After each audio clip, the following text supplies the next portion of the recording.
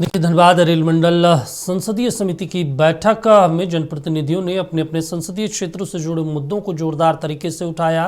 बैठक में नई ट्रेनों के परिचालन, ठहराव, यात्री सुविधाओं के विकास और लंबित रेल परियोजनाओं की समीक्षा की गई। इस दौरान सांसद ढुल्लू महतो ने धनबाद को रेलवे जोन बनाने की मांग को भी प्रमुखता से उठाया है। रिपोर्ट देखिए। धनबाद डीआरएम कार्यालय में धनबाद मंडल संसदीय समिति की अहम बैठक आयोजित की गई। बैठक की अध्यक्षता पलामू के सांसद बीडी राम ने की। इस दौरान धनबाद, पलामू, चतरा और गिरिडीह लोकसभा क्षेत्रों के सांसदों ने अपने अपने क्षेत्रों से जुड़े रेलवे से संबंधित मांगों को रेलवे प्रशासन के सामने रखा। धनबाद सांसद ढुल्लू महतो ने रेलवे जोन बनाने की मांग उठाई और कई ट्रेनों को नियमित करने का मुद्दा उठाया। वहीं पलामू सांसद ने गया, सिरघाटी, इमामगंज में रेल लाइन सहित ट्रेनों के विस्तार और यात्री सुविधाओं का मुद्दा उठाया। हमारे क्षेत्र का तो अभी दो मामला है। एक तो गया, सिरघाटी, इमामगंज, डुमरिया होते हुए रेल लाइन का मामला है, या बरवाडीह, चिरीमेरी, अंबिकापुर रेल लाइन का मामला है, या कुछ ऐसी ट्रेनें हैं जिनके ठहराव की बात होनी चाहिए। उन सारी ट्रेनों के बारे में मैंने संक्षेप में अपनी बातें रखी। मुझे विश्वास है कि मंत्री जी के पास बात को रखेंगे तो जरूर धनबाद को बहुत ज्यादा महत्व दे रहे हैं, क्योंकि धनबाद सबसे ज्यादा राजस्व देने वाला शहर है, जोन है।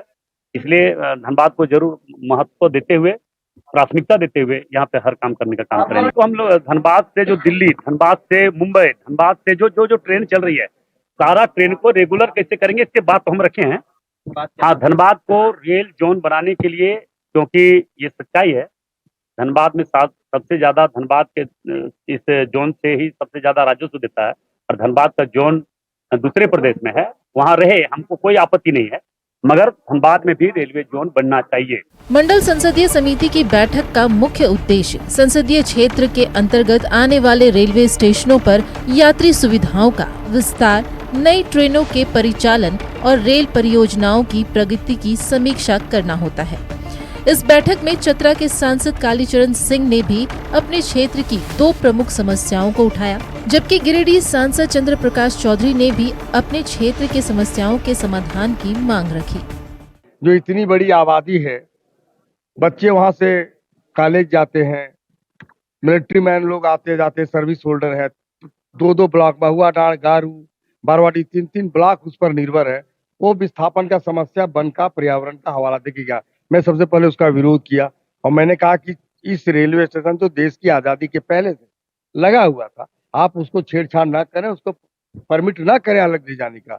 दूसरा, मेरे यहाँ तक चंदवा का फ्लाईओवर घंटों जाम रहता है, 2 मिनट 4 मिनट के लिए क्यों होता है, कई मरीज मर जाते हैं, बच्चे परीक्षा समय पर नहीं दे पाते हैं। ये दो मेरे गंभीर मांग थे। रेल विभाग ने कहा गंभीरता से हम विचार करेंगे, केंद्र को हम भेजेंगे। यात्री सुविधा संबंधी जितने भी शिकायतें मिलती है, हम लोग अपनी बात को रखते हैं और महत्वपूर्ण ट्रेनों को ठहराव के लिए भी कई बार आया है।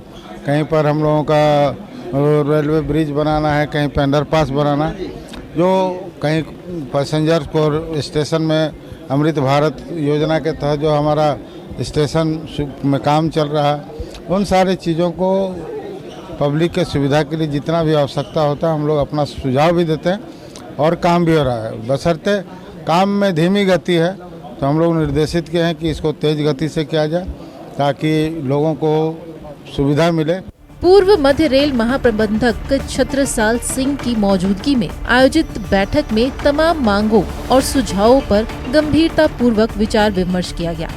जनप्रतिनिधियों के सुझाव और प्रस्तावों पर सकारात्मक रुख अपनाते हुए रेल अधिकारियों ने आवश्यक कार्रवाई का भरोसा दिलाया। पर एक बहुत बृहद चर्चा हुई। उनको प्रेजेंटेशन के माध्यम से बताया गया कि पिछले 1 साल में, विगत कुछ समय में धनबाद मंडल में जो कार्य उनके संसदीय क्षेत्र में पूरे हुए हैं, उनकी एक पूरी सूची दी गई।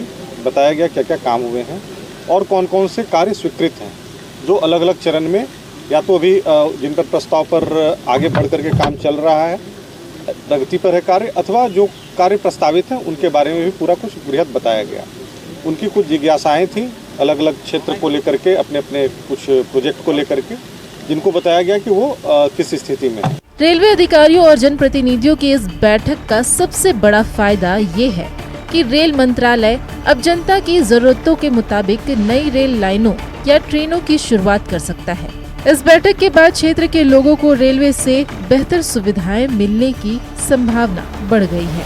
धनबाद से नक्षत्र न्यूज के लिए अमित विश्वकर्मा की रिपोर्ट।